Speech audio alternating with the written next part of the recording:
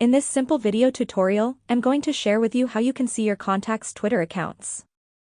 Seeing your contacts' Twitter accounts is essential for maintaining professional relationships, staying informed, and fostering collaboration.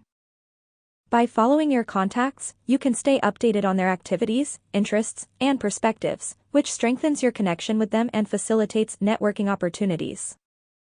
To do this, simply head into your X account. On your home page, tap on your profile icon to head into your settings and privacy. On the settings page, scroll down onto the option of privacy and safety. On this page, navigate to the option of discoverability and contacts. To see Twitter accounts of people in your contact list, simply enable this option on. When turned on, contacts from your address book will be uploaded to X on an ongoing basis to help connect with your friends. Twitter will suggest for you accounts of people in your contacts list as well. That's how easy it is to find X accounts of people in your contacts list. If you have any questions, just let me know in the comments section down below. Please don't forget to leave a like, share and subscribe for more video tutorials like this one.